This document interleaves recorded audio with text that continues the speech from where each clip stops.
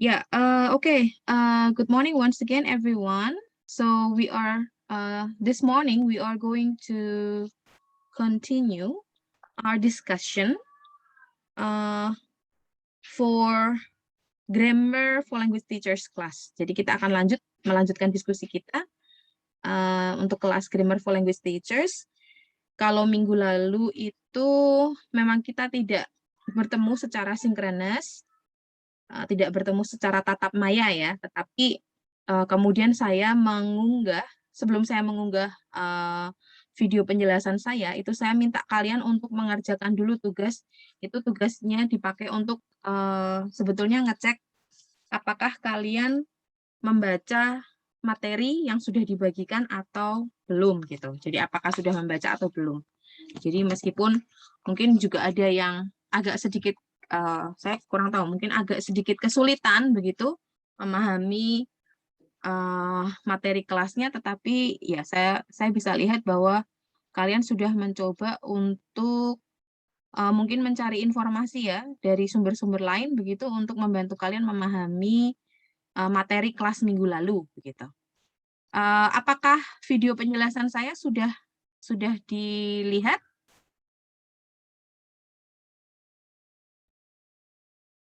Ada yang sudah lihat belum? Ada yang sudah nonton belum? Kemudian adakah yang sudah ngecek begitu? Oh, ternyata jawaban saya untuk tugas ini, untuk yang nomor 1 betul loh jawaban saya gitu. Sudah ada yang ngecek belum?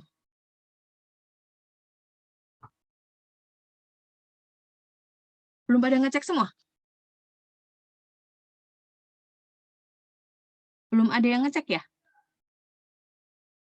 Belum ada yang belum ada yang menonton gitu? Belum ada yang melihat video penjelasan dari saya?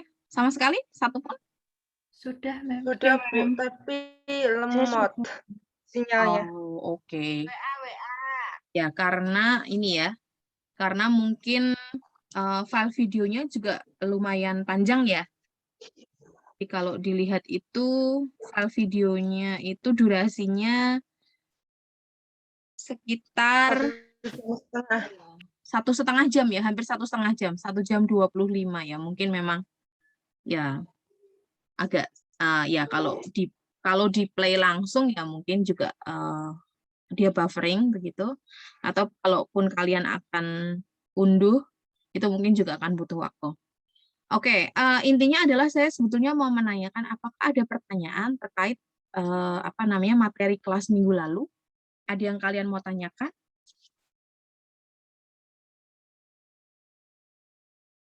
Tidak ada?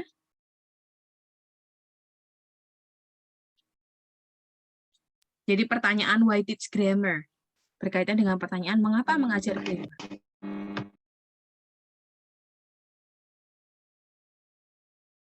Apakah mengajar grammar itu perlu?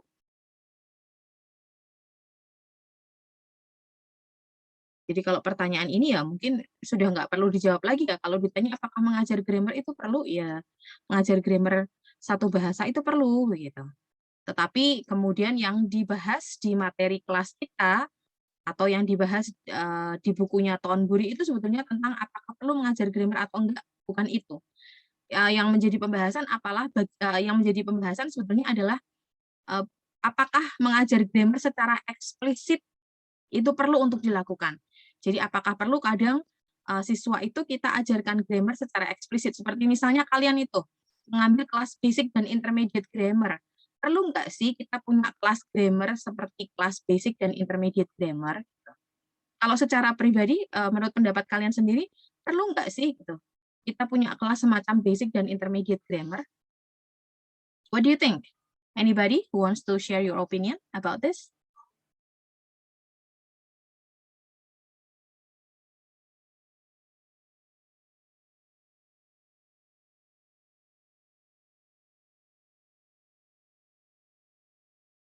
What do you think about your basic and intermediate grammar class? Apa pendapat kalian tentang kelas basic dan intermediate grammar?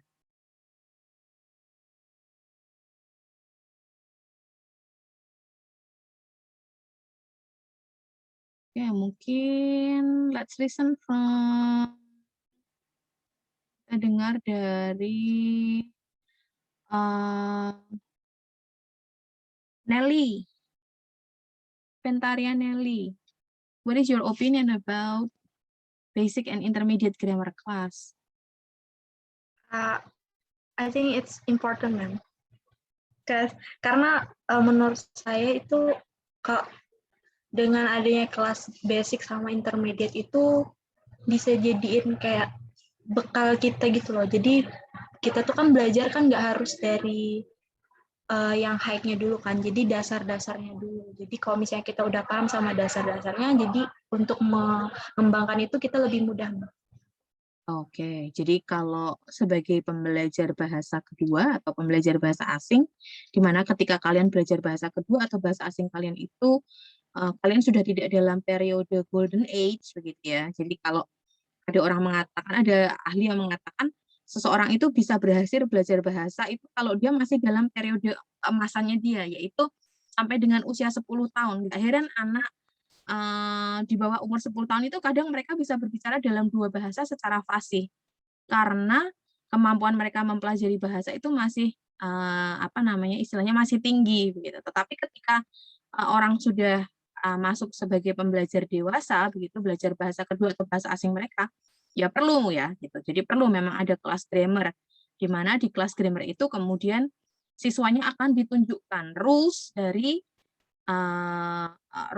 grammar untuk bahasa kedua atau bahasa asing yang mereka pelajari gitu. Jadi ya, oke. So that is from one point of view. Jadi kalau kalian lihat lagi materi minggu lalu itu Tonburi berusaha untuk mempresentasikan yang setuju dengan pengajaran grammar secara eksplisit dengan yang tidak setuju mengajar grammar secara eksplisit. Yang tidak setuju itu salah satunya adalah Krashen begitu. Jadi teorinya Krashen itu bahwa sebetulnya belajar bahasa kedua atau bahasa asing itu sama kok seperti belajar bahasa pertama, gitu. Sama kayak orang belajar bahasa pertamanya mereka, belajar bahasa ibunya mereka. Gitu.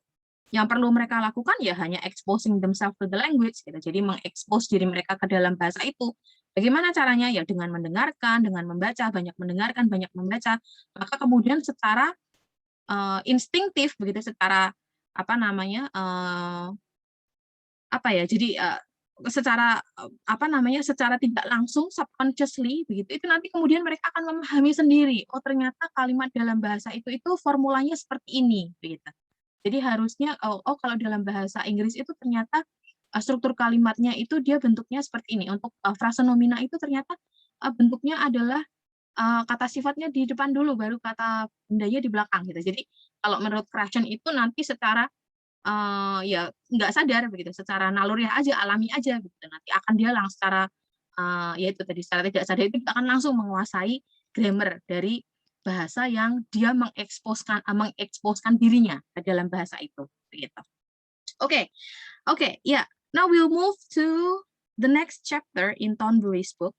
Jadi sekarang kita akan berpindah ke bab berikutnya dari bukunya Tonbury, yaitu tentang, jadi di sini Tonbury di bukunya itu dia memperkenalkan 3 pendekatan pengajaran grammar gitu. Menurut dia mengajar grammar itu bisa dilakukan dari rules-nya dulu, jadi memperkenalkan rules-nya, memperkenalkan formulanya, memperkenalkan aturannya begitu. Itu adalah pendekatan yang pertama. Nah, pendekatan yang kedua itu adalah dari contoh-contoh teks baik lisan maupun tulisan di dalam bahasa itu diberikan kepada siswa kita begitu, kemudian siswa kita itu nanti akan menarik kesimpulan gitu. Jadi siswa diminta untuk menarik kesimpulan kira-kira formula dari contoh-contoh kalimat yang diberikan itu apa gitu. Kemudian yang ketiga, pendekatan yang ketiga yang diperkenalkan oleh Tonbury di dalam bukunya ini itu adalah mengajarkan grammar melalui teks gitu.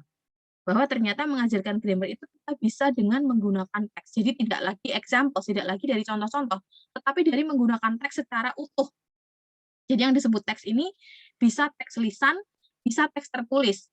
Kalau teks tertulis ya contohnya misalnya adalah artikel koran misalnya, atau artikel dalam majalah, atau bisa jadi adalah pamflet atau brosur perjalanan wisata misalnya. Nah itu adalah contoh teks tertulis ya, gitu, yang menurut Tonbury bisa dipakai Jadi keseluruhan tes itu bisa dipakai. Jadi bentuknya bukan lagi hanya contoh-contoh kalimat.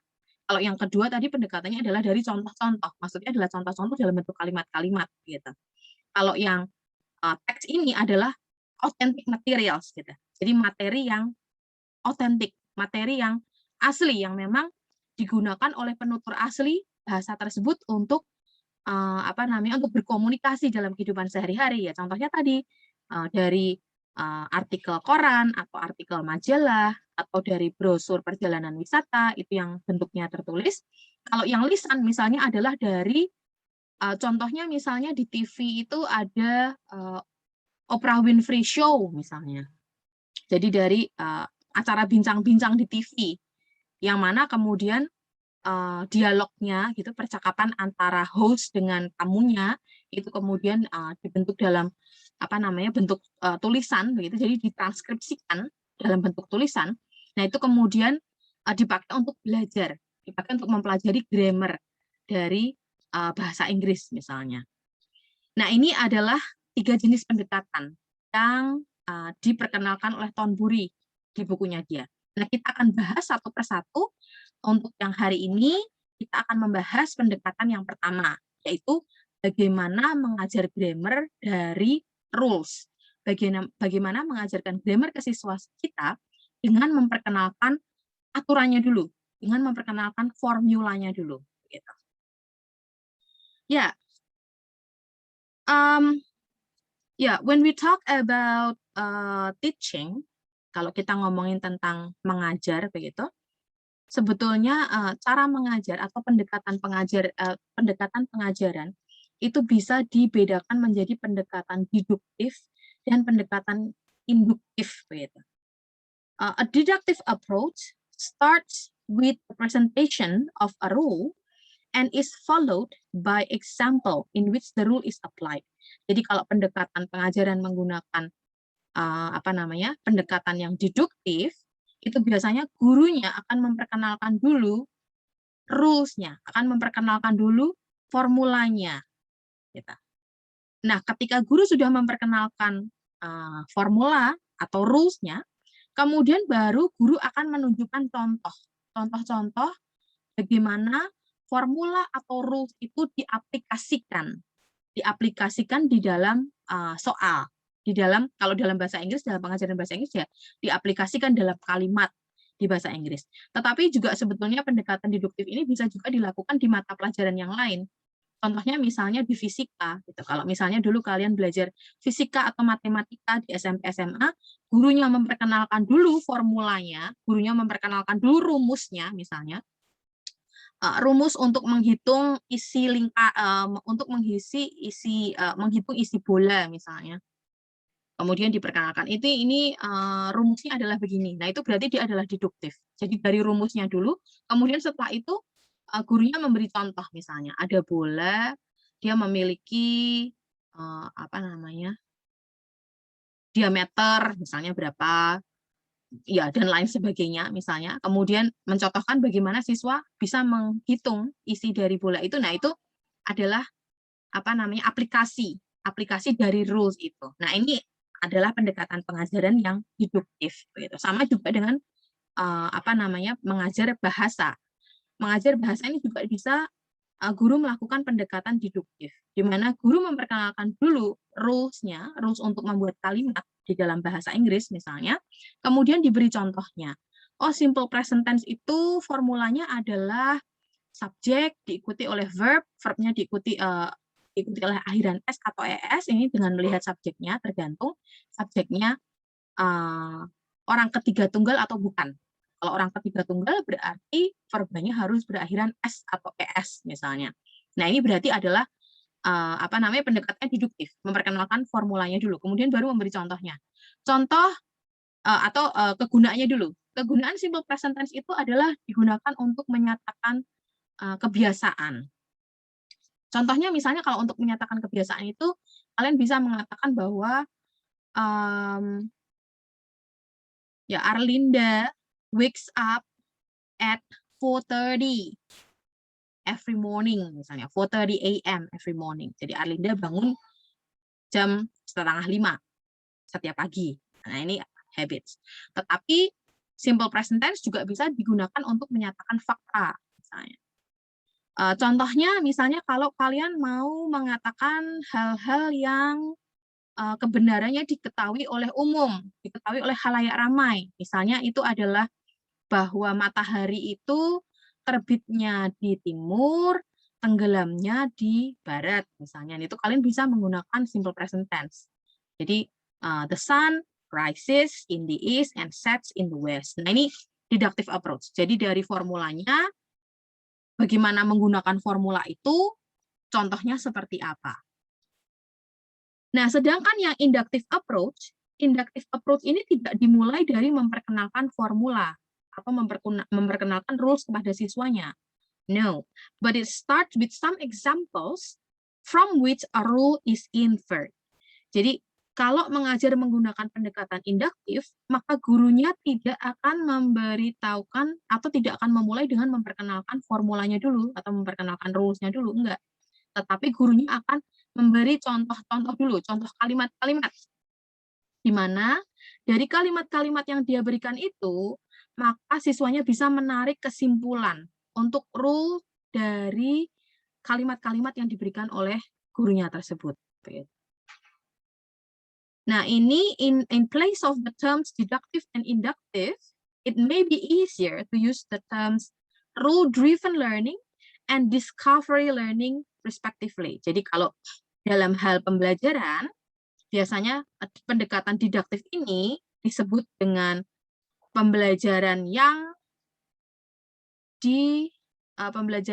didasarkan kepada rules, begitu. Jadi dia dimulainya dari pengenalan rules-nya dulu.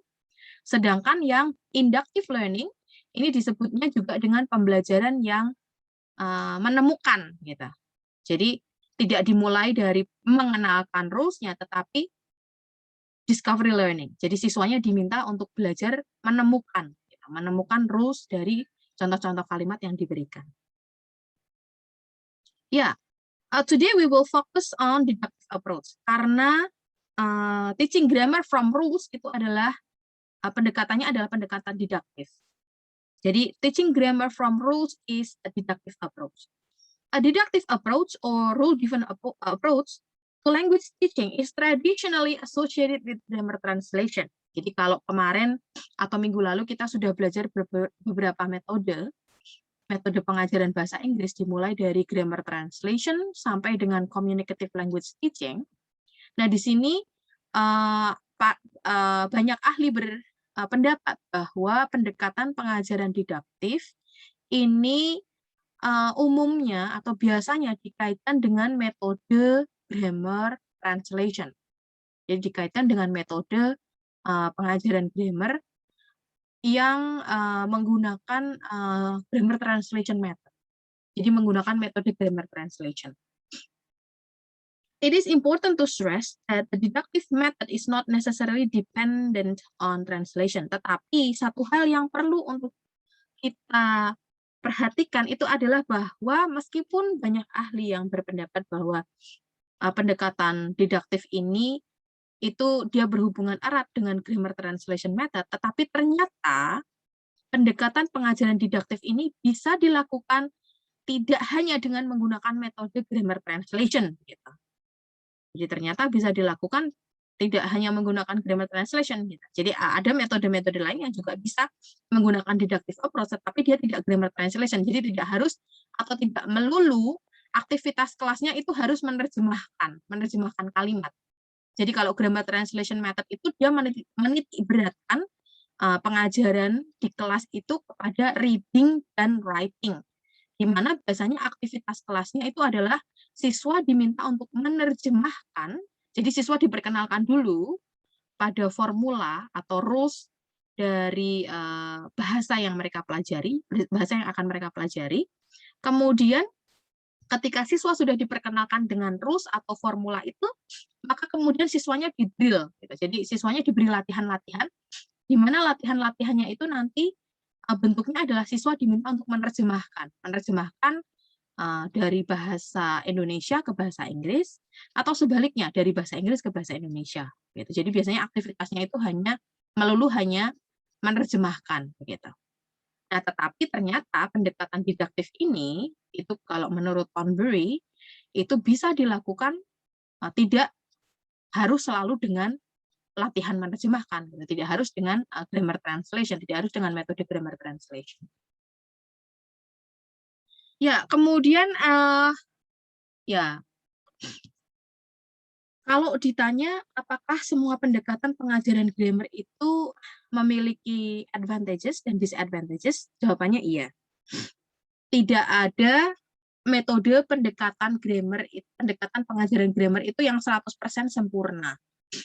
Masing-masing pendekatan pengajaran grammar itu memiliki kelebihan dan kekurangannya sendiri-sendiri. Oleh karena itu, ketika kalian nanti misalnya menjadi seorang guru, akan mengajarkan grammar kepada siswa kalian, ini kalian harus ini dulu tahu dulu ini advantages-nya apa, disadvantages-nya apa, kemudian disesuaikan dengan konteks siswa kelasnya, konteks kelasnya, jadi konteks pembelajaran di kelasnya itu seperti apa, dan disesuaikan. Kira-kira metode atau pendekatan pengajaran grammar yang paling tepat, yang paling pas itu yang mana, begitu.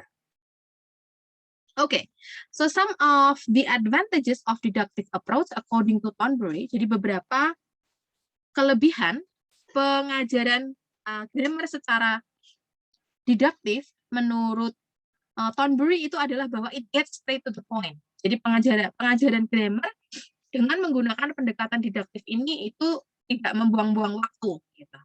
Jadi siswanya bisa waktu yang waktu untuk belajar bahasa Inggris di kelas yang mungkin tidak terlalu banyak, tidak terlalu panjang itu bisa digunakan untuk siswanya berlatih menggunakan formula, menggunakan rules yang mereka sudah diajarin dulu di awal, gitu.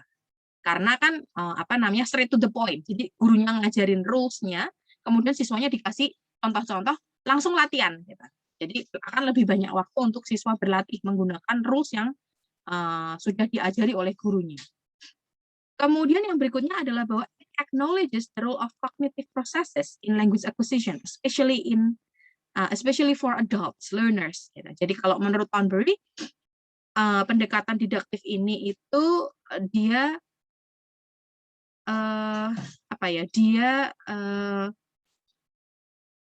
acknowledges. Jadi dia untuk pembelajar dewasa itu mengakui, admit begitu, bahwa kalau pembelajarnya sudah pembelajar dewasa itu kemampuan berpikirnya mereka sudah matang, gitu.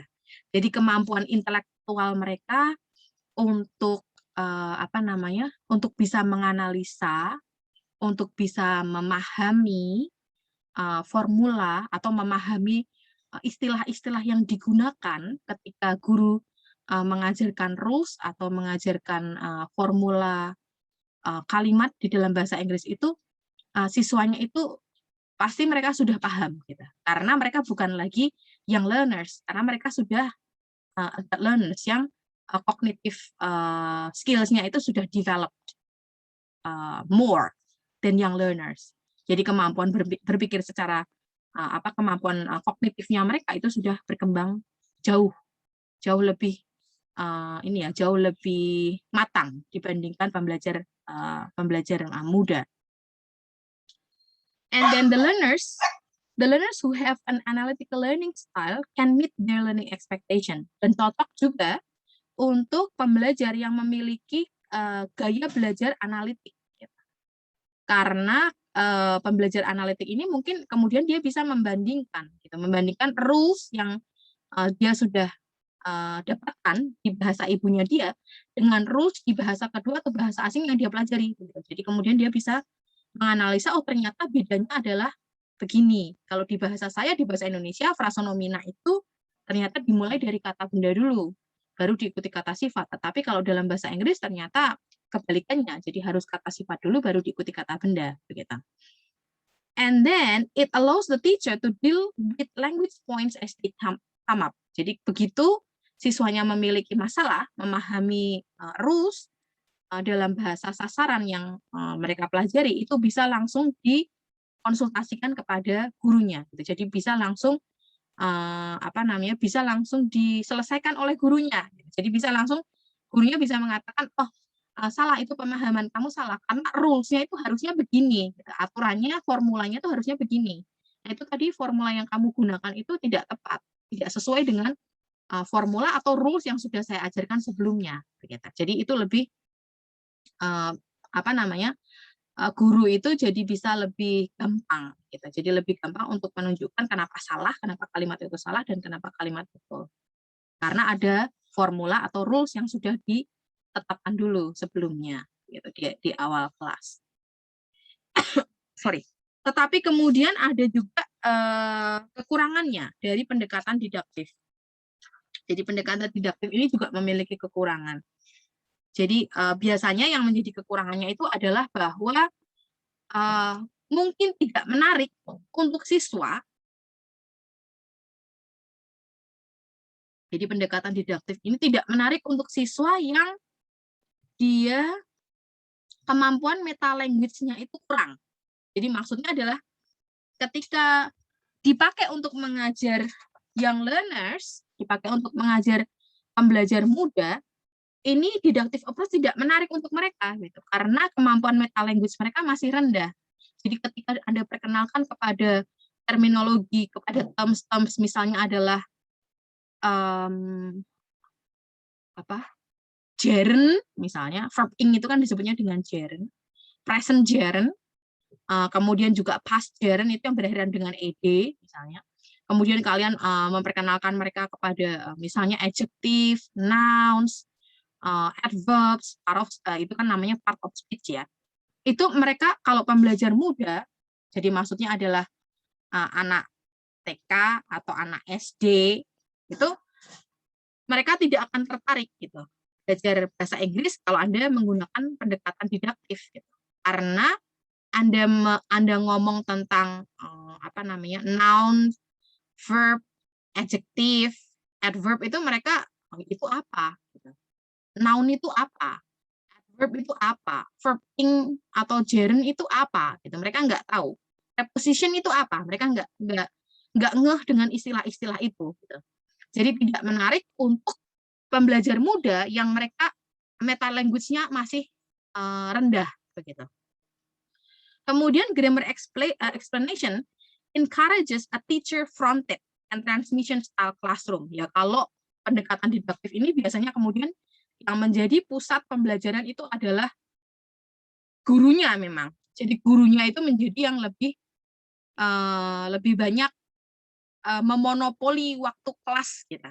Karena mengajarkan formulanya itu gurunya, memberi contoh itu juga gurunya. Nanti ketika siswanya berlatih, kemudian yang mengecek apakah betul atau salah itu juga gurunya. Jadi ini teacher fronted. Jadi semuanya terfokus kepada guru. Dan transmission style-nya ini jadi akan lebih banyak teacher talk, akan lebih banyak teacher talk-nya dibandingkan student talk-nya gitu. Jadi akan lebih banyak gurunya yang ngomong dibandingkan siswanya yang ngomong begitu. Ya, it's more teacher centered. Jadi lebih teacher centered. Kemudian explanation is seldom as memorable as other forms of presentation such as demonstration. Jadi menurut Pondry, kekurangan yang lainnya lagi itu adalah bahwa penjelasan ini biasanya tidak tidak akan terlalu diingat gitu oleh siswanya dibandingkan kalau siswanya Anda minta untuk mendemonstrasikan. Kalau misalnya dari examples itu Anda minta mereka untuk menarik kesimpulan sendiri, formula dari kalimat-kalimat yang Anda jadikan contoh, itu karena mereka menemukan sendiri, itu kan berarti mereka mendemonstrasikan ya. Jadi istilahnya mereka melakukan analisis, kemudian mereka mendapatkan formulanya dari hasil analisis mereka. Nah ini biasanya itu akan lebih memorable, akan lebih mudah diingat oleh siswa dibandingkan kalau gurunya ngomong, gitu. Gurunya menjelaskan. Kalau gurunya menjelaskan ini biasanya ya kebanyakan siswa tidak terlalu ingat gitu. Jadi tidak akan mudah untuk diingat oleh siswanya. Jadi yang lebih gampang diingat oleh siswa itu adalah ketika mereka mengalami itu sendiri.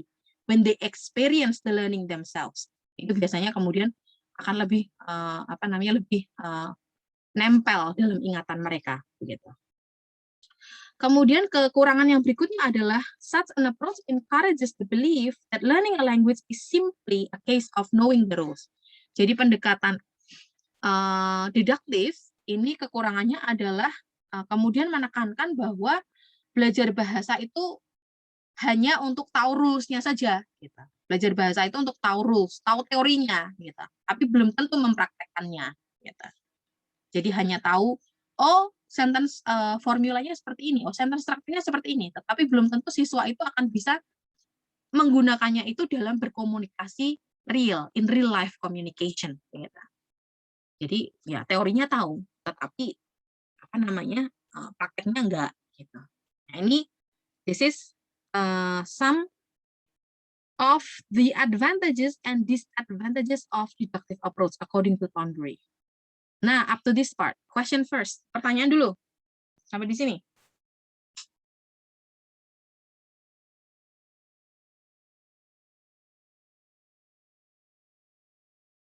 Ada pertanyaan? Yes, ma'am. Belum ada? Apakah bisa dimengerti?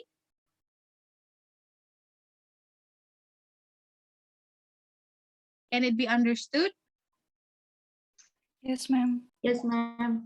Oke, kalau bisa saya mau dengar deh. Saya mau dengar salah satu dulu. Siapa ya? Saya mau dengar Respati. Respati, bisa tolong dijelaskan nggak? Salah satu aja deh. Advantages dari deductive approach itu yang tadi kamu tangkap apa aja? Satu aja, Respati. Satu kelebihan deductive approach yang bisa kamu tangkap dari penjelasan saya.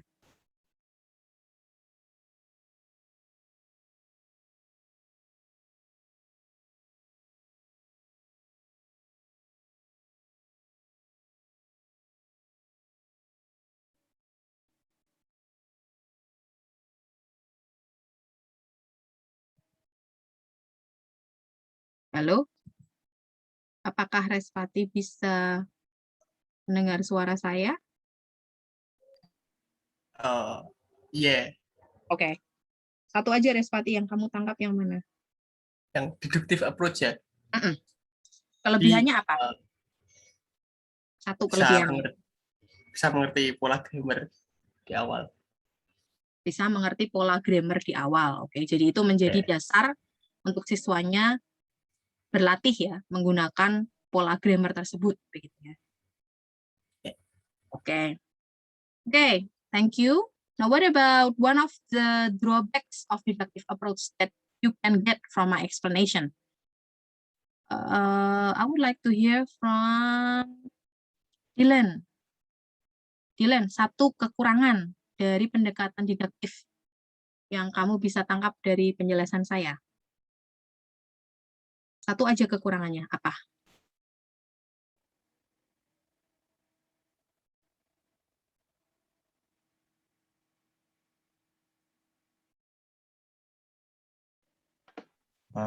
Check book. Yeah. I think when the presentation or the materials from the teachers, it's sometimes not really interesting or not really have the interest of the student to understood or join the material. Oke, jadi kalau pendekatan didaktif karena dimulainya selalu dengan pengenalan formulanya, pendekatan selalu dimulainya dengan pengenalan sentence structures-nya atau rules-nya begitu. Selalu seperti itu bentuknya. Maka kemudian classroom activities-nya menjadi kurang menarik begitu ya. Jadi aktivitas kelasnya menjadi kurang menarik. Nah, ini mungkin juga bisa membuat siswanya menjadi bosan gitu. Karena ya coba deh kalian ingat-ingat lagi deh ketika kalian ngambil kelas basic dan intermediate grammar. Itu dosennya ngajarnya gimana tuh? Apakah selalu dimulai dengan pengenalan sentence structures-nya, pengenalan rules-nya dulu? Ya enggak? Yes, ma'am. Ya, pasti dosennya akan memperkenalkan dulu kan rules-nya, grammar-nya gimana gitu. Kemudian dikasih contoh. Kemudian setelah itu kalian diminta untuk mengerjakan latihan yang ada di textbook ya. Kemudian didiskusikan jawaban latihan itu. Nah, ini kalau selalu setiap pertemuan itu apa namanya? Aktivitas kelasnya adalah seperti itu ya. Ya, mungkin bisa kemudian membuat siswanya menjadi bosan gitu karena ya aktivitas kelasnya melulu seperti itu begitu. Oke. Ya. Ya, jadi ini ya sudah bisa dipahami ya gitu. Jadi bisa dimengerti ya bahwa ya kalau aktivitas kelas itu kemudian menjadi tidak menarik untuk siswanya, dosennya menjelaskan seperti apapun itu menjadi tidak nempel gitu. Jadi mereka nggak akan ingat apa yang dijelaskan oleh dosennya. Nggak memorable, it's not memorable for them. So as a result, then they may make grammar mistakes, ya tetap grammar mistake-nya itu terjadi karena tidak apa namanya they were not involved in discovering the rules of the grammar. Jadi mereka tidak dilibatkan dalam menemukan sentence structures, formula atau rules dari grammar yang mereka pelajari.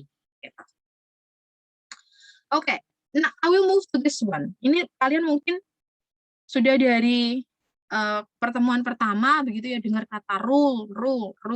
Sebetulnya rules itu apa sih? What is a rule?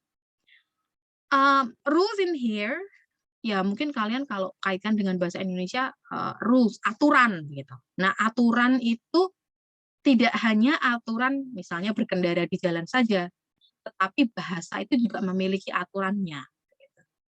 Nah, according to Longman Activity Dictionary, rules can be divided into two types. The first one is the one which is called as prescriptive rule, and the second one is the one which is called as descriptive rules. Bedanya apa antara preskriptif dengan deskriptif?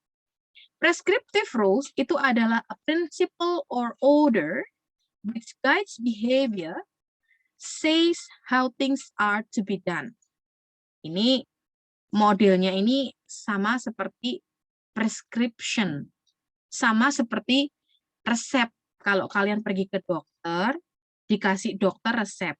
Resepnya kalian bawa ke apotek, kemudian apotekernya itu akan meracik obat kalian, itu harus sesuai dengan resep yang diberikan oleh dokternya, begitu. Jadi harus persis sama dengan resep yang diberikan oleh dokternya, gitu. Kalau resepnya bilang 0,5 mili, ya harus 0,5 mili. Gitu. Kalau dibilang 1/4 mili, ya harus 1/4 mili. Gitu. Jadi ini sama juga di dalam pembelajaran bahasa. Ketika orang belajar bahasa itu ada rules yang dia adalah preskriptif. Preskriptif itu artinya bahwa pakem harus begitu, gitu. Karena kalau menurut aturan grammar book, misalnya aturan buku grammar untuk bahasa itu ngomongnya harus gitu. Jadi struktur kalimatnya harus seperti itu. Gitu. Itu yang disebut dengan prescriptive rule. Sama juga dalam bahasa Indonesia ya. Dalam bahasa Indonesia tuh kita punya Kamus Besar Bahasa Indonesia, KBBI. KBBI itu mengatur ejaan mana yang benar dan ejaan mana yang salah menurut KBBI. Meskipun pada realitanya tidak semua orang itu menggunakan aturan yang ada di dalam KBBI, tetapi KBBI dia menentukan aturan mana, maksudnya ejaan mana yang benar, ejaan mana yang salah, gitu. Kemudian juga imbuhan mana yang maksudnya harusnya kalau digabungkan dengan kata dasar ini kemudian dia akan menjadi apa. Kita punya enggak kata pembelajar atau pembelajaran misalnya, itu mana yang menurut KBBI itu yang benar, yang berterima, gitu. Yang maksudnya istilahnya dia sesuai dengan kaidah penggunaan bahasa Indonesia yang baik dan benar.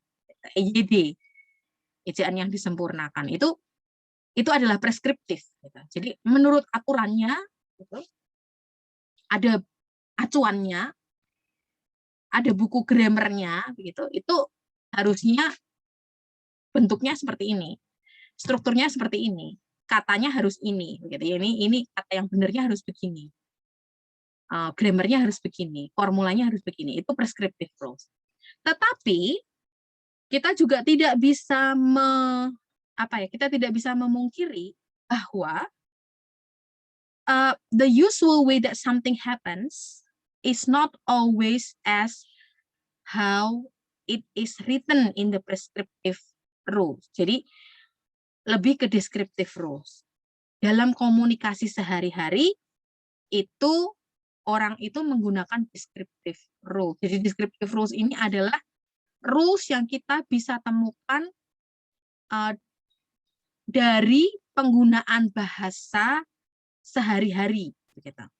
So primarily concerned with generalization about what speakers of the language actually do say than what they should do. Jadi biasanya descriptive rules itu lebih menunjukkan kalau orang berkomunikasi menggunakan bahasa Inggris misalnya dalam kehidupan sehari-hari itu mereka biasanya ngomongnya gini. Jadi tidak selalu seperti yang tertulis di dalam grammar book.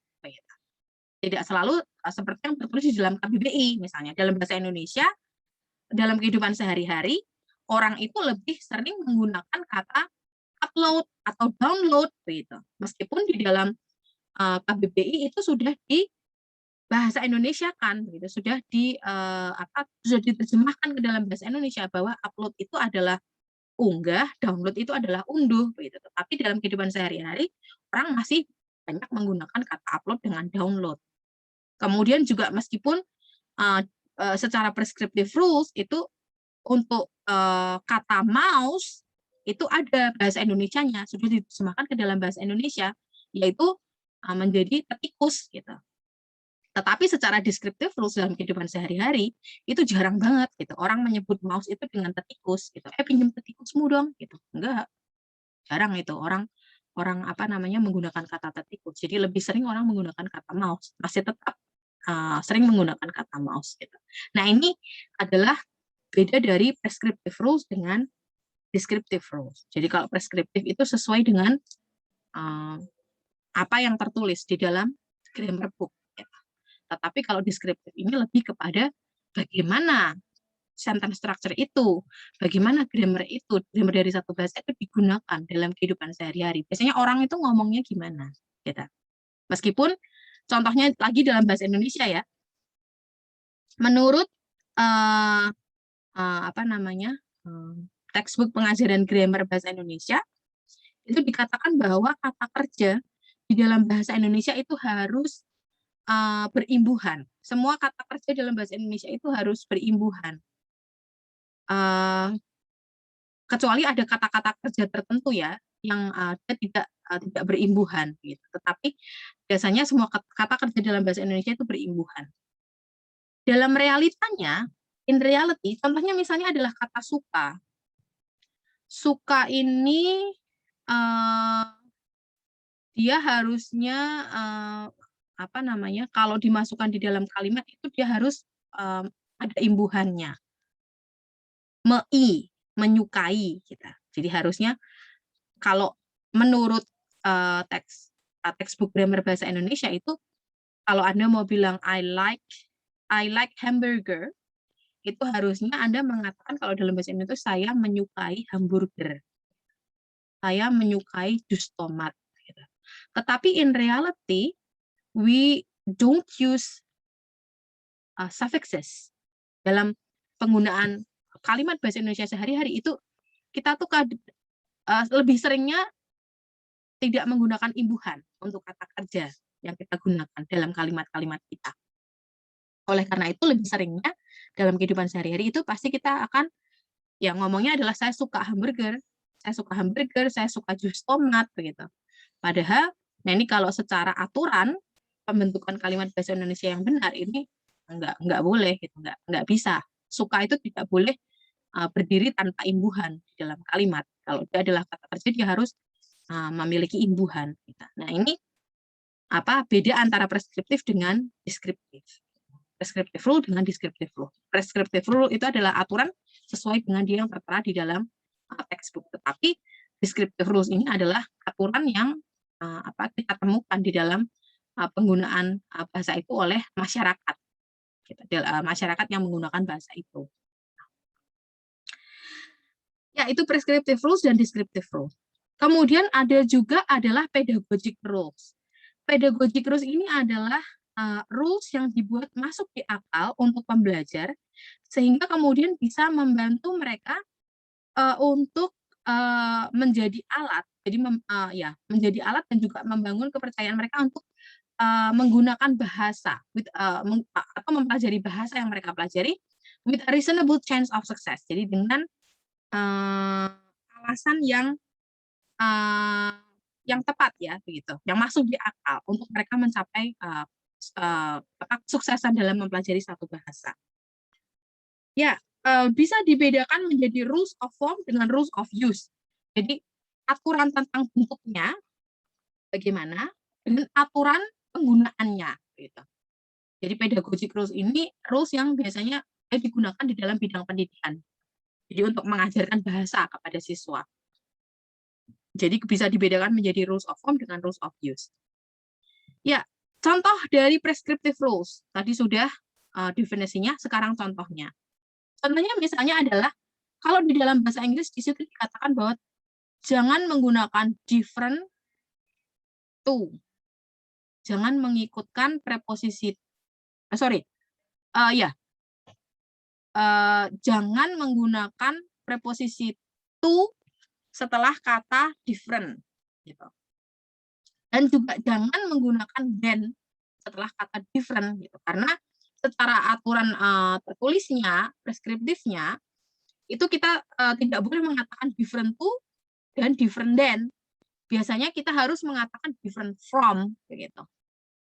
Kemudian aturan yang berikutnya lagi, yang preskriptif itu adalah bahwa jangan menggunakan kalimat pasif ketika kamu bisa menggunakan kalimat aktif. Kemudian untuk orang pertama itu gunakanlah kata shall. Sedangkan will ini untuk orang kedua, gitu. Jadi kalau Anda akan pergi, gitu, kalau saya akan pergi, itu dalam bahasa Inggrisnya harusnya kalau secara preskriptif Anda harus mengatakan I shall go now. Tetapi pada realitanya orang biasanya juga menggunakan will, I'll go now, gitu. Nah, padahal seharusnya secara preskriptif tidak boleh, gitu. Secara aturan bakunya tidak boleh. Dan will hanya digunakan untuk orang kedua, yaitu you will go, gitu. Ini contoh prescriptive rules. Contoh dari descriptive rules adalah seperti ini, bahwa we don't normally use with the proper nouns referring to people. Jadi kita biasanya tidak, atau dalam bahasa Inggris itu jarang sekali orang menggunakan artikel the yang diikuti oleh nama seseorang, gitu, proper nouns. Jadi kata benda yang mengacu pada nama orang. Jadi kita nggak pernah mengatakan the Harry Potter, gitu, nggak.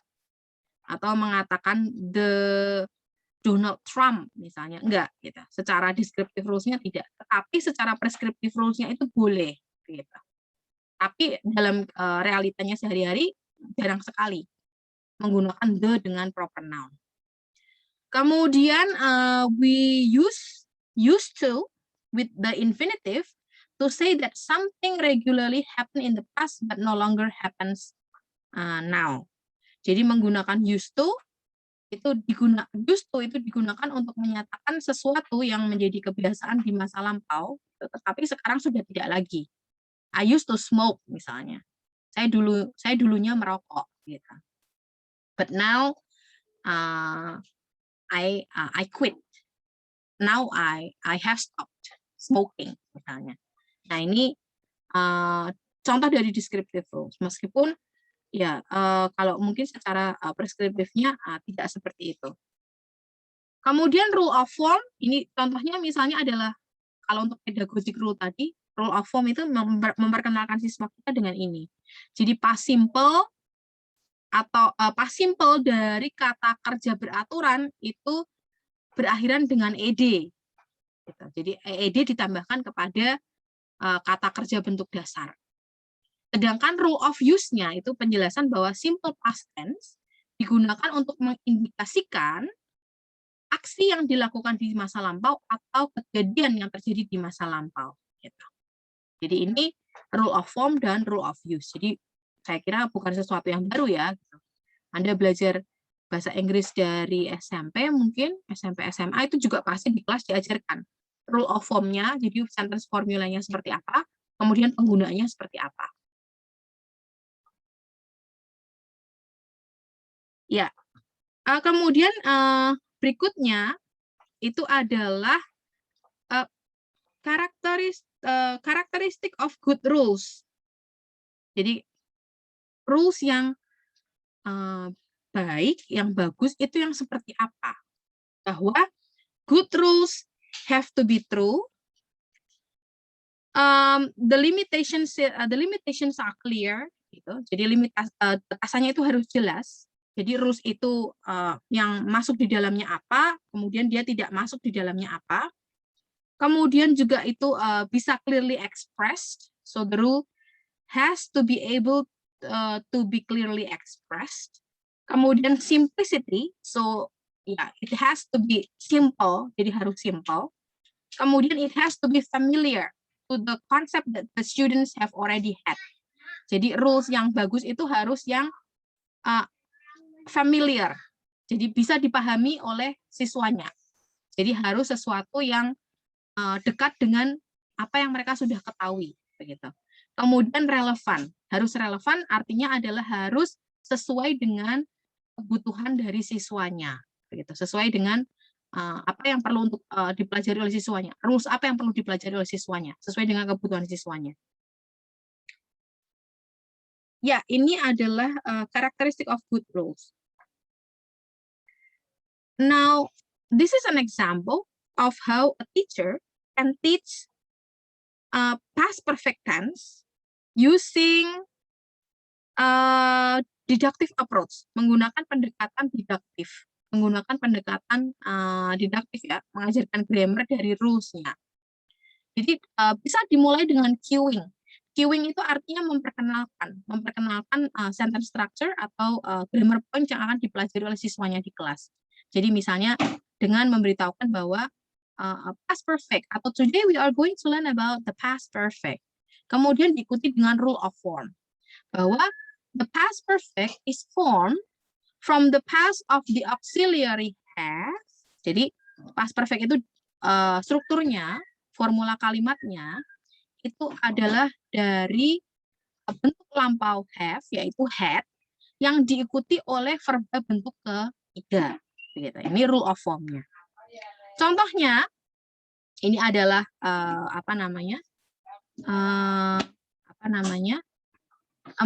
memberikan contoh kepada siswanya. Contohnya misalnya adalah everyone had left, the film had started.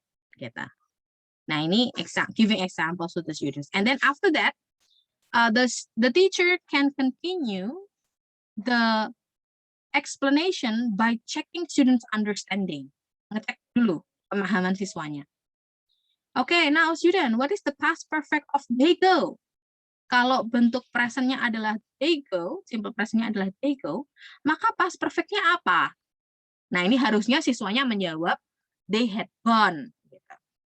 Nah, kalau misalnya siswanya masih belum bisa menjawab they had gone, itu artinya mereka belum memahami rule of form-nya, belum memahami aturan dari struktur kalimat past perfect tense. Maka gurunya bisa mengulang lagi, bisa mengulang kembali. Past perfect form itu bentuknya seperti apa? Formulanya past perfect itu harus apa? Subjek diikuti oleh had, diikuti oleh verba bentuk ketiga. Kalau bentuk simple presence-nya adalah they go, maka past perfect-nya harus they, subjeknya sama, diikuti oleh had, kemudian diikuti oleh verba bentuk ketiganya go. Berarti they had gone. Nah, itu checking students understanding. Kemudian kalau tidak ada masalah dengan student understanding, dilanjutkan dengan rule of use, memperkenalkan penggunaan grammatical point itu, atau memperkenalkan penggunaan sentence structure itu. Gurunya bisa memperkenalkan dengan mengatakan bahwa past perfect is used when you are talking about the past and you want to refer to an earlier point in the past. Digunakan untuk berbicara tentang sesuatu yang terjadi di masa lampau, tetapi kalian mau menunjukkan bahwa sebelum sesuatu terjadi di masa lampau itu, ada kejadian yang mendahului kejadian itu. Kemudian memberi contoh. Contohnya misalnya begini. We were late, kita terlambat. When we got to the cinema, ketika kita sampai di gedung bioskop, the film had already started. Filmnya sudah dimulai. Maka Anda bisa menanyakan, mana yang terjadi lebih dulu?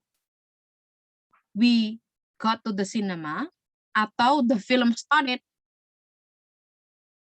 Ya, the film started duluan kan, gitu. Karena ketika kita sampai, filmnya sudah mulai. Nah, itu berarti kejadian yang mendahului kejadian ketika kita sampai di gedung bioskop itu adalah filmnya mulai. Gitu. Filmnya mulai dulu. Gitu. Jadi filmnya sudah mulai dulu, baru kita sampai di gedung bioskop itu. Gitu. Nah, kemudian yang dilakukan berikutnya itu checking lagi student understanding on the form of use. Jadi ngecek lagi pemahaman siswanya untuk penggunaan past perfect tense. Contohnya misalnya itu dengan bertanya seperti itu. Did the film start after we arrived? At the same time as we arrived or before we arrived? Yang mana nih? Filmnya dimulai ketika kita sampai atau pada saat kita sampai, filmnya dimulai setelah kita sampai, pada saat kita sampai, atau sebelum kita sampai. Nah, ini siswanya harusnya menjawabnya adalah sebelum kita sampai. Nah, kalau siswanya memberikan jawaban yang lain, yang berbeda, berarti mereka belum memahami penggunaan past perfect tense. Nah, berarti gurunya harus mengulang lagi dari rule of use-nya. Memberi contoh, kemudian ngecek lagi. Gitu. Nah, ini example of teaching grammatical structure using deductive approach, or teaching grammar from rules. Jadi mengajarkan grammar dari rules-nya. Gitu. Up to this part. Question? Ada yang mau ditanyakan dulu?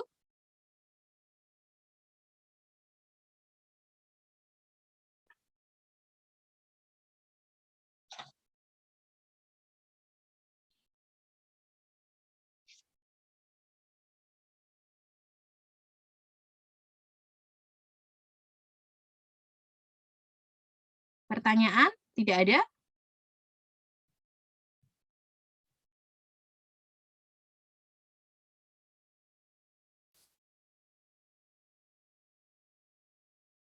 Kalau tidak ada, saya tanya lagi ya. Now I will ask. I have a question. You have a question, okay. Okay, jadi kan banyak banget kasus gini kan, Mem. Kan kita harus tahu kalau kita belajar bahasa, kita kan harus tahu rules dalam grammar-nya nih, seperti yang dicontohin sama Mem ini kan. Nah, itu pasti kan itu untuk writing mereka juga kan, Mem. Nah, tapi itu seringkali juga mereka itu mungkin dalam nulis itu rules-nya sudah benar grammar-nya. Tapi ketika mereka speaking, itu tuh sering banget itu melupakan rules dalam grammar-nya gitu, Mem. Nah, itu gimana ya, Mem, mengatasinya? Oh, oke. Jadi bagaimana mengatasi lupa rules ketika speaking. Nah, ini actually ya seharusnya memang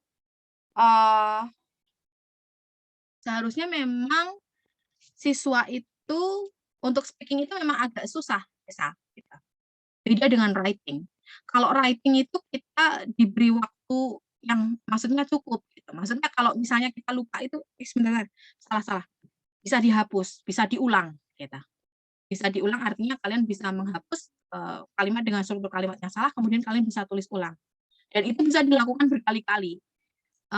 Dalam artian tidak karena menulis ini bukan aktivitas yang langsung bisa kelihatan hasilnya gitu. Tetapi beda dengan speaking. Kalau speaking ini kan kalau kalian ngomong kan langsung pada saat itu gitu. Jadi maksudnya ketika Anda ditanya, kalian harus ketika ditanya harus segera menjawab pada saat itu gitu. Nah, oleh karena itu kalau misalnya kemudian membuat kesalahan dalam grammarnya, yaitu sesuatu yang menurut saya wajar begitu. Karena mungkin bisa jadi dia nervous, gugup, sehingga lupa sentence structure yang harusnya digunakan. Nah, kalau menjadi guru ya berarti kalian harus bisa mungkin tidak secara langsung ya mengatakan kalau salah gitu, tapi misalnya kemudian kalian bisa membetulkan kalimat yang sentence structure-nya itu salah misalnya. Misalnya harusnya mereka mengatakan they went to the store, tapi mereka mengatakannya they gone to the store misalnya. Nah, ini kalian kemudian bisa langsung membetulkan aja gitu. Jadi misalnya they went. Do you mean they went? Gitu. Nah, kemudian siswanya mungkin bisa yang oh iya ma'am, they went to the store. Ya, oke. Jadi memang kalau untuk speaking agak sedikit Tessa memang harus harus banyak berlatih gitu. Dan itu memang tidak mudah ya. Jadi maksudnya istilahnya menggunakan sentence structure yang tepat ketika speaking itu ya pada awalnya itu mungkin akan sedikit sulit gitu. Tetapi memang yang harus dilakukan adalah keep on practicing gitu. Jadi tetap melatih speaking gitu. Jadi supaya juga siswanya tuh bisa ketika speaking saya nanti harusnya ngomongnya pakai sentence structure ini nih gitu. Jadi bukan yang itu tapi pakainya yang ini gitu. Ya kuncinya keep on practicing. Sebagai guru juga ya kalian bisa jangan langsung kemudian mengatakan salah ya, tetapi bisa juga menanyakan ke siswanya untuk ngecek sebetulnya mereka ini paham apa enggak, atau sebetulnya mereka sebetulnya paham tapi lupa, atau mereka sebetulnya enggak paham gitu ya. Tadi dengan itu. Misalnya harusnya when tapi mereka ngomongnya gone. Itu Anda bisa tanyakan. Do you mean when or do you mean gone? They went or they gone. Nah, kalau siswanya bisa membetulkan menjadi they went, itu artinya mereka sebetulnya ngerti, tapi mereka grogi, terus salah ngomong. Gitu. Seperti itu, Tessa. Alright, thank you, ma'am. Okay. Any other questions from the students? Ada yang mau ditanyakan lagi?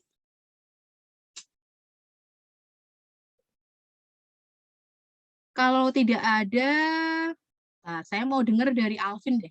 Alvin, what do you know about prescriptive rule, Alvin?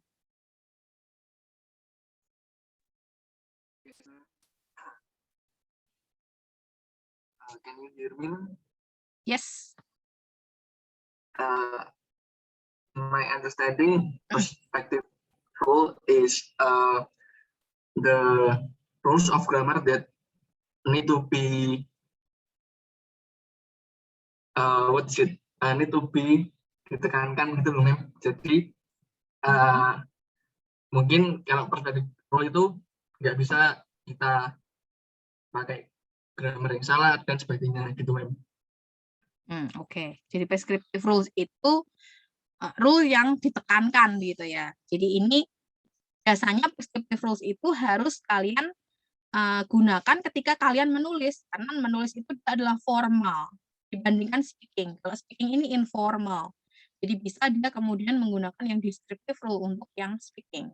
Tetapi kalau untuk writing, karena writing ini bahasa tulisan ini bahasa formal, biasanya harus menggunakan prescriptive rule. Jadi kalau dalam bahasa Indonesia tadi adalah berkaitan dengan ini ya, EYD, ejaan yang disempurnakan. Jadi itu juga salah satu bentuk prescriptive rules. Okay, thank you, Alvin. Now, what about descriptive rules? What do you know about descriptive rules? Arlinda, what do you know about descriptive rules, Arlinda?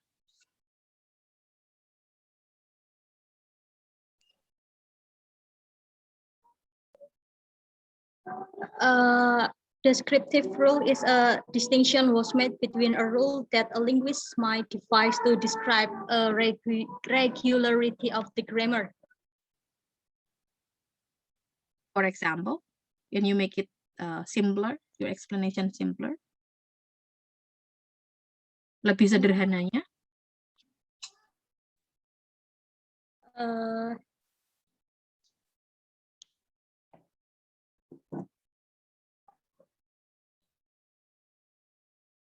Dari pemahamannya Arlinda sendiri deh, dari apa yang tadi saya jelaskan.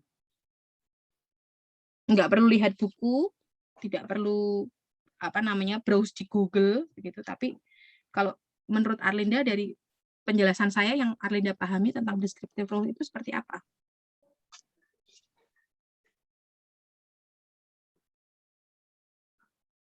Kalau deskriptif mungkin lebih ke itu kan, untuk ke writing, ke grammarnya. Lebih Ke grammar. Lebih ke grammar. Ya, untuk writingnya, tata caranya. Tata caranya. Apanya ya namanya? Iya, untuk tata cara, men.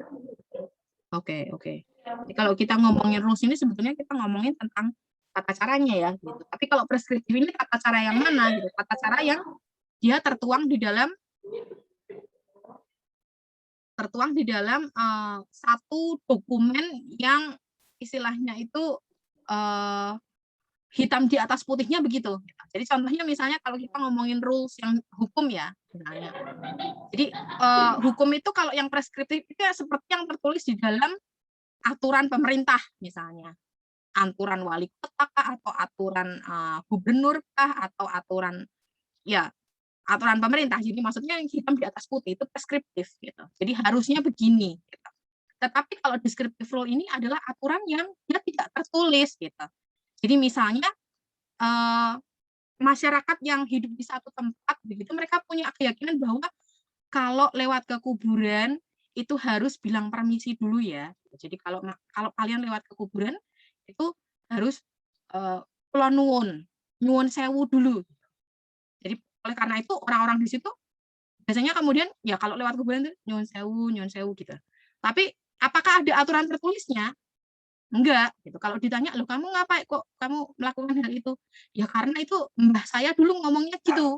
Gitu. Si mbah saya tuh dulu ngajarin saya gitu. Kalau lewat kuburan itu harus nyuwun sewu dulu gitu, harus permisi, minta lewat gitu. Aturannya mana?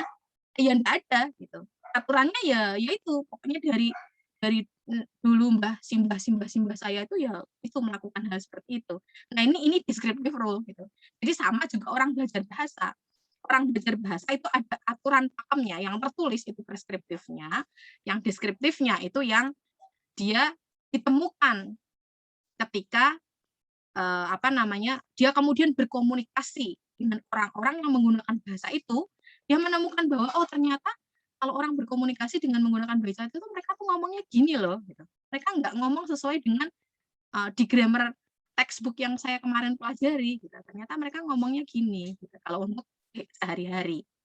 Tetapi kalau untuk bahasa tulisannya ya tetap harus mengacu kepada prescriptive rules gitu. Tetapi kalau untuk bahasa ujarannya, spoken language-nya itu bisa dengan menggunakan yang descriptive rules gitu.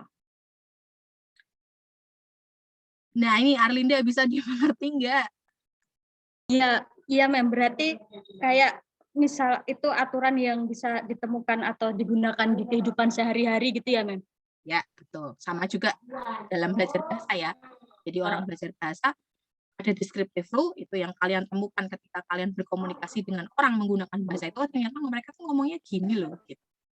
Kemarin saya kok belajarnya di textbook kok ngomongnya gini ya gitu. Tapi ternyata di kehidupan sehari-hari mereka nggak gitu tuh ngomongnya, mereka ngomongnya gini. Nah, itu descriptive rule. Yes, Ma'am. Okay, now let's listen from, sekarang saya mau dengar dari Jordan. What do you know about pedagogic rule?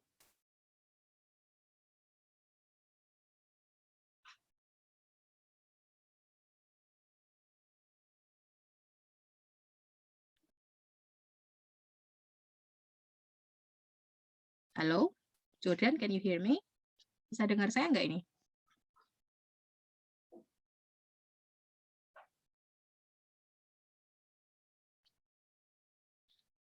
Oke, ini tampaknya Jordan nih tidak merespon.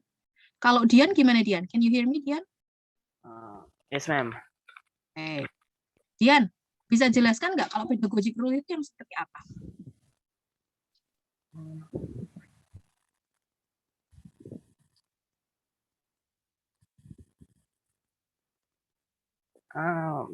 I think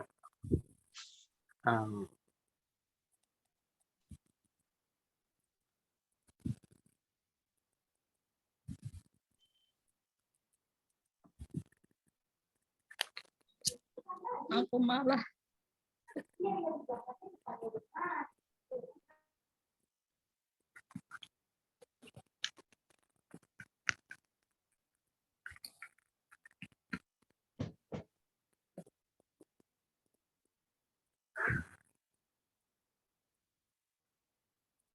Pedagogic rule kaitannya dengan pembelajaran ya. Jadi pedagogic rules itu adalah rules yang didesain untuk membantu pembelajar bahasa memahami aspek tertentu dari bahasa yang mereka pelajari. Jadi biasanya ini kaitannya dengan kayak misalnya di buku bahasa Inggris SMP atau SMA kalian itu kalian dicontohkan dulu formulanya itu seperti ini. Gitu. Ini kalau present perfect ini formulanya seperti ini. Digunakannya untuk apa? Itu adalah rules of form dengan rules of use yang ada di dalam pedagogic rules. Gitu. Jadi pedagogic rule rules yang didesain untuk membantu pembelajar bahasa mempelajari grammar, grammatical aspect dari bahasa yang mereka pelajari. Contohnya ya coba deh lihat kalian di buku pelajaran bahasa Inggris SMP atau kalian. Itu pasti kan ada rule of use dengan ada rule of form dengan rule of use.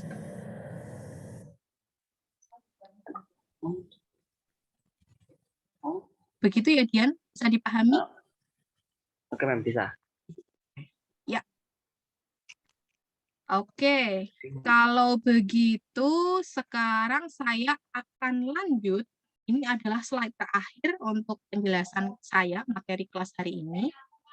Itu adalah ini, bahwa bagaimana ketika kita akan mengajarkan grammar atau sentence structure kepada siswa kita, itu pastikan bahwa cara kalian menjelaskan sentence structure atau rules dari satu grammar kepada siswa kalian itu adalah efektif.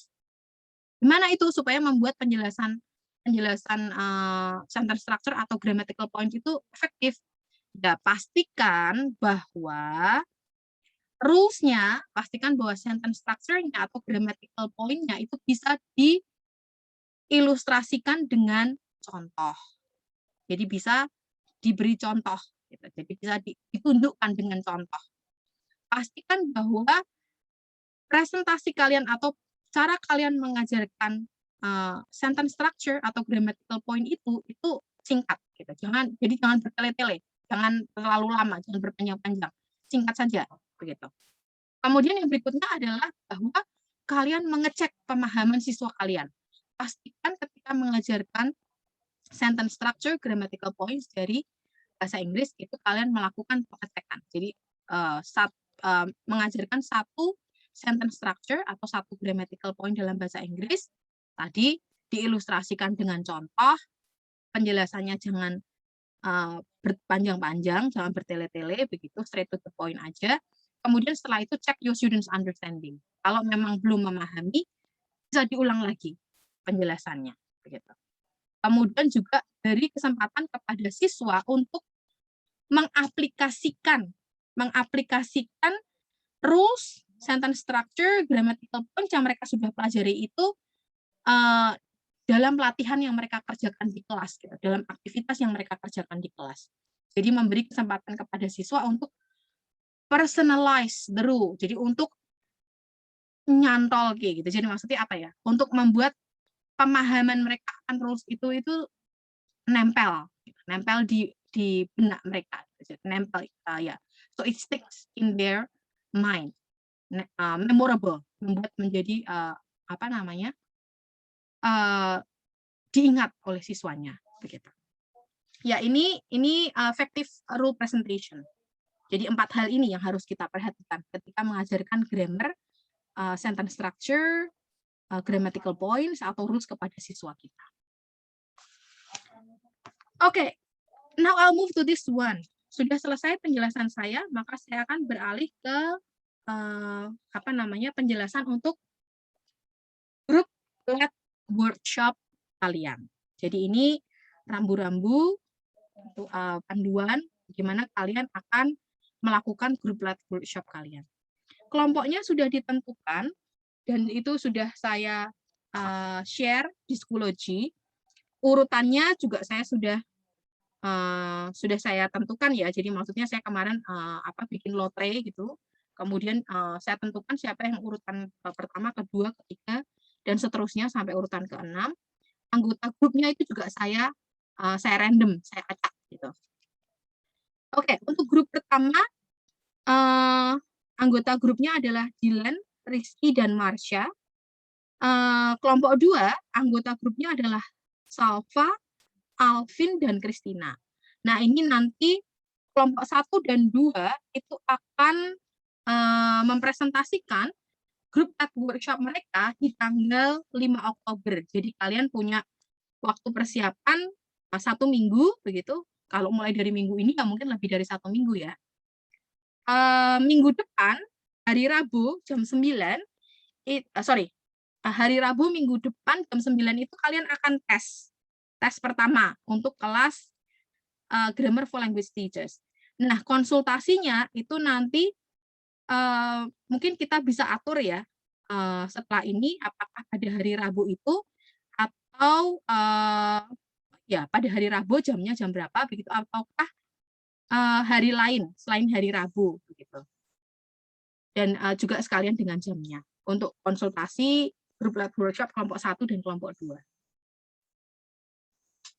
Ada pertanyaan dulu tentang ini? Maaf Bu, tadi yang tasnya kapan Bu? Tesnya hari Rabu minggu depan ya. Jam 9. Oke, terima kasih. Jadi tes pertamanya hari Rabu. Jadi kalau regular meetingnya kan kita setiap Selasa ya. Tetapi untuk tesnya ini kita nanti akan sama dengan grup C dan D. Karena grup C dan D itu mereka setiap hari Rabu itu mereka regular class meetingnya. Kita samakan dengan mereka.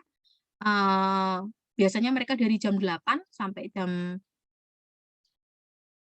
8 sampai 12, tetapi untuk tesnya kan hanya butuh waktu 1 jam saja. Oleh karena itu tesnya itu akan dimulai dari jam 9. Jam 9 sampai jam 10. Hanya 60 menit. Oke, pertanyaan untuk grup lab workshop dulu.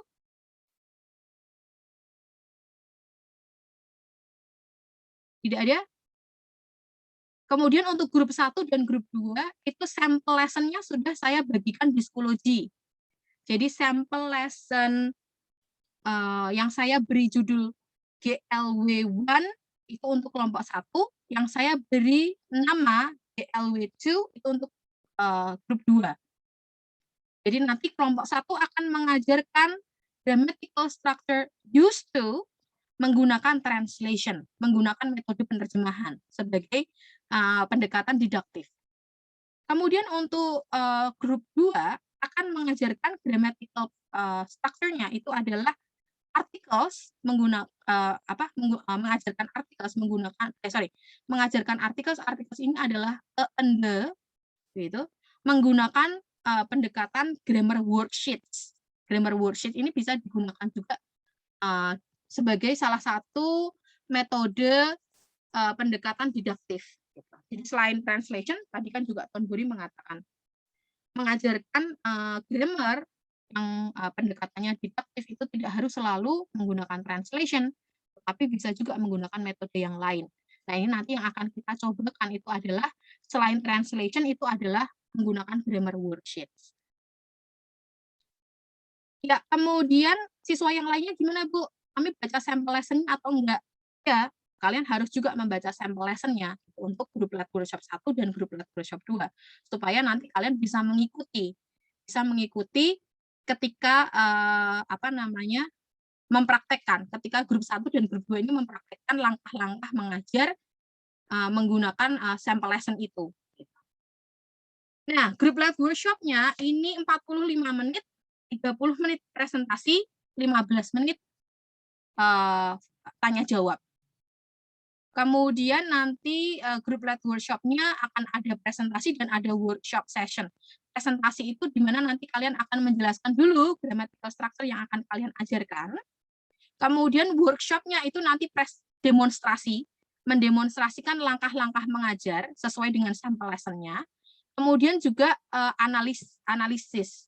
Jadi analisis metodologi yang digunakan di dalam sampel lesson. Jadi analisis metode yang digunakan di sampel lesson. Jadi nanti kita bisa evaluasi berdasarkan E factor dan A factor. Berdasarkan faktor E dan faktor A. Begitu. Penilaiannya seperti itu. Jadi isi dari grup live workshop-nya nanti 10%, bahasa 2,5%, dan delivery 2,5%. Dan untuk setiap grup live workshop nanti akan ada peer assessment. Jadi grup 1 nanti setelah kalian melakukan grup live workshop kalian, saya akan bagikan peer assessment. Jadi kalian akan menilai kinerja anggota kelompok kalian. Begitu. Jadi pastikan berkontribusi dalam persiapan grup live workshop karena akan ada penilaian dari teman satu kelompok kalian. Begitu. Pertanyaan sampai di sini?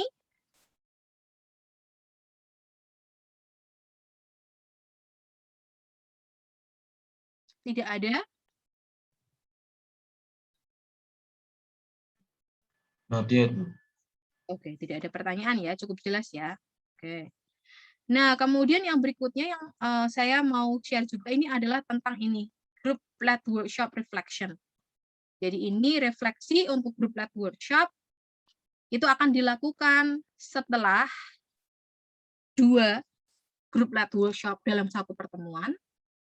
Masing-masing grup akan mempersiapkan satu refleksi untuk masing-masing group led workshop. Karena ada 2 group led workshop, maka kalian harus membuat 2 refleksi untuk grup led workshop 1 untuk grup led workshop 1 untuk grup led workshop 2. Dan nanti bentuknya adalah memes, bentuknya dalam bentuk memes. Nah, ini masing-masing kelompok, termasuk kelompok yang sudah melakukan group led workshop itu juga harus membuat refleksi. Jadi jangan berpikir bahwa saya kan sudah presentasi di group led workshop, nggak perlu membuat reflection. Enggak. Meskipun kalian sudah presentasi, kalian tetap harus membuat reflection. Begitu. Nah, ini nanti akan dikumpulkan. Jadi memes-nya, 2 memes itu, jadi 1 untuk group led workshop 1 dan 1 untuk group led workshop 2 akan dikumpulkan di hari berikutnya setelah hari group led workshop dilakukan. Jadi grup live workshop-nya itu kan hari Selasa ya, tanggal 5 Oktober, berarti tanggal 6 Oktober kalian mengumpulkan refleksinya. Begitu. Oke, sampai di sini ada pertanyaan?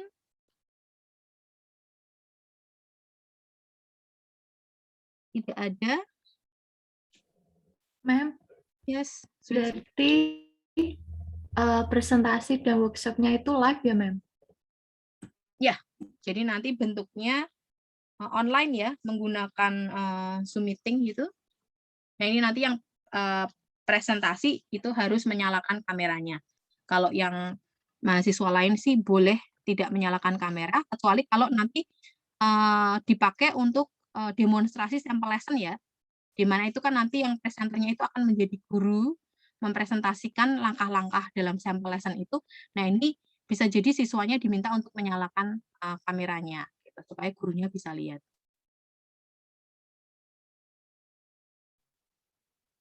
Ya, seperti itu, Switsi.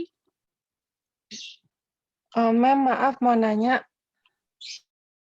Untuk tesnya besok yang materi hari ini atau sama yang minggu kemarin ya, Ma'am? Hanya yang hari ini, Tiara.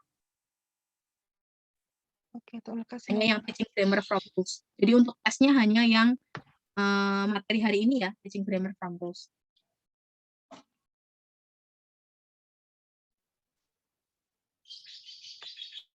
Oke, ada lagi? Saya, Mem. Arlinda, oke. Soalnya gimana ya, Mem? Mm-mm. Pilihan ganda atau gimana gitu maksudnya? Soal tesnya. Iya, soal Soal tesnya. tesnya nanti akan lebih applicative questions. Jadi kalian akan diminta untuk misalnya apa yang kalian ketahui harus penjelasan dari kalian sendiri ya, harus dengan menggunakan kata-kata kalian sendiri. Jadi jangan apa namanya, jangan jiplak dari internet, jangan juga ngopi dari buku, tetapi apa yang kalian pahami, pemahaman kalian tentang misalnya ada yang tadi misalnya seperti contoh saya. Apa yang tadi kan saya sudah mempraktikkan juga sebetulnya.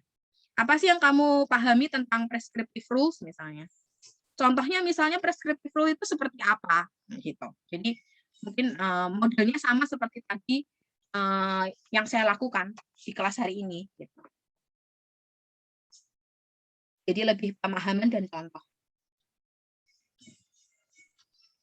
Yes, terima kasih, Mem. Oke. Ada lagi? Any other questions? Tidak ada? Enough, ma'am. Oke, oke. Kalau gitu, setelah ini saya akan share guidelines-nya untuk grup lab workshop, grup 1 dan 2. Jadi setelah ini silahkan stay dulu di sini ya. Jadi Dilan, Rizky, Marsha, Salva, Alvin, dan Christina stay di sini dulu. Yang lainnya, mahasiswa yang lainnya bisa leave meeting. Jangan lupa klaim absensi di Siasat. Jadi ini portal untuk absensi kelas hari ini sudah saya buka di Siasat. Itu silahkan kalian bisa klaim absensi kalian untuk kelas hari ini. Oke, jadi ini portalnya saya buka sampai dengan nanti jam 1.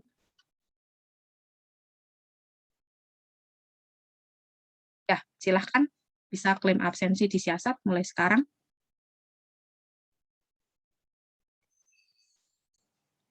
Oke. Tidak ada pertanyaan dari mahasiswa yang lain? No, ma'am. Oke, kalau nggak ada, selain Dilan, Rizky, Marsha, Salva, Alvin, dan Christina, boleh leave meeting. Oke, till we meet. Oh, next week we are not going to meet. Minggu depan kita nggak ketemu menggunakan Zoom meeting, karena kalian akan tes. Jadi nanti tesnya, portal tesnya akan dibuka di Schoology. Jadi langsung dari Schoology, kalian mengerjakan langsung di Schoology. Begitu.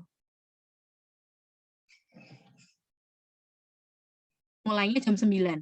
Jangan lupa ya, hari Rabu jam 9.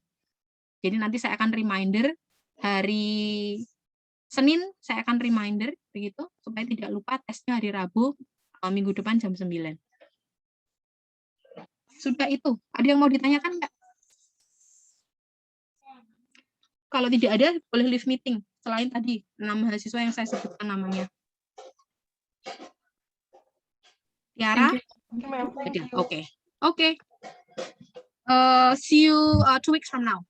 Bye. Okay, thank you. Bye, ma'am. Ya. Mem. Dilan, Rizky, Marsha, Salva, Alvin, Christina. Oke, ini Dilan, Rizky ada, Marsha ada, oke, Salva, Alvin, dan Christina. Oke.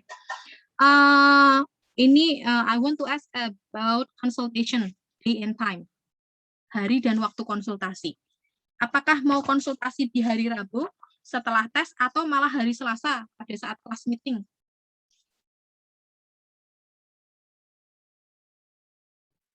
Maybe after test.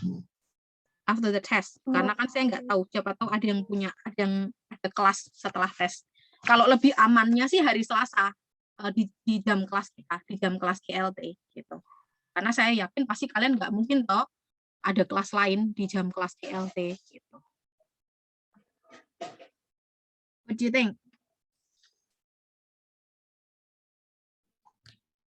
Kalau untuk GLW 2 kayaknya Selasa deh, Mem. Iya, memang. Jadi Iya, kelas GLT kalian itu kan memang setiap Selasa. Cuma minggu depan itu karena jadwalnya kan tes. Yang hari Selasa itu nggak ada kelas gitu. Hari Selasa tuh nggak ada kelas. kelasnya dipindah hari Rabu jam 9 itu untuk kalian tes gitu. Nah, pertanyaan saya, ini kan kalian harus memahami dulu sampel lesson-nya kan yang akan kalian pakai untuk grup workshop. Kan kalian harus tahu dulu tuh langkah-langkahnya gimana ya nanti ketika saya akan mengajarkan used to menggunakan translation itu langkah mengajarnya gimana sih? Gitu. Kalau saya akan mengajarkan artikel menggunakan grammar worksheet yang harus saya lakukan apa sih kan gitu kan harus memahami dulu terus kalian harus bikin PPT-nya untuk presentasi kalian gitu. Nah, nanti minggu depan itu ketemu konsultasi sama saya sebelum minggu berikutnya lagi kalian presentasi untuk grup lab workshop kalian. Nah, kalau dari saya sih konsultasinya gimana kalau hari Selasa jam 11.01. Iya, Mungkin maksud untuk kelompok 2, saya juga gitu, Mem. Hari Maksudnya sama. Selasa. Oke, oke kalau dari Salva oke Selasa ya. Alvin? Selasa.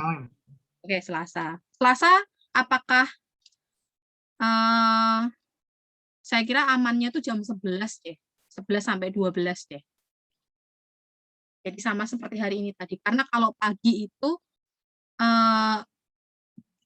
karena saya kan work from home ya.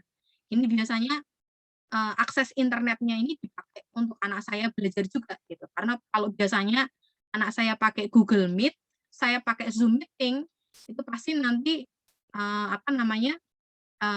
salah satunya itu pasti terdepak gitu. Entah saya yang terdepak dari Zoom Meet atau anak saya yang terdepak dari Google Meet kelasnya gitu. Nah, untuk amannya dia kan selesainya jam 10.45 kelasnya. Nah, maka itu mungkin konsultasinya kita bisa mulai jam 11 gitu ya. 11 sampai 12 ya. Boleh, Mem. Oke. Boleh, Mem. Oke, Marsha oke, Salva oke. Rizky, Dilan, Christine gimana? Iya, Mem, Selasa. Iya, Mem, Selasa. Dilan bisa ya? Oke, Bu. Oke, Selasa minggu depan jam 11 sampai 12. Silahkan kalian baca dulu sampel lesson-nya, dipahami, kemudian kalian bikin PPT-nya. Nah, nanti untuk panduannya, ketika grup lab workshop itu kalian harus melakukan apa saja, saya share setelah ini. Jadi karena kalian nggak cuma mendemonstrasikan, tetapi juga di awal itu harus menjelaskan dulu. Used to itu apa? Gitu. Jadi used to itu digunakan untuk apa? Kemudian baru setelah itu masuk ke micro teaching-nya. Oke, kami sekarang akan mendemonstrasikan mengajarkan used to menggunakan translation. Nah, setelah itu kemudian ada diskusi. Nah, ini nanti guideline-nya saya post di Schoology. Saya share di Schoology. Oke, Selasa minggu depan sudah siap dengan PPT untuk grup lab workshop kalian masing-masing. Begitu ya? Oke, Mem. Oke. Iya, Mem. Ada pertanyaan tidak? Kalau tidak ada, saya stop meeting-nya. Ada yang mau Mem mau tanya, ini apa namanya absensi untuk yang week 3 kok tulisannya presensi tidak tersedia ya, Mem? Week 3 saya sudah klaimkan absensinya, Salva. Tapi dari tadi saya klik kok nggak bisa. Presensi tidak tersedia terus. Iya, tidak tersedia tapi kan hadir kan? Iya. Berarti nggak apa-apa? Nggak usah.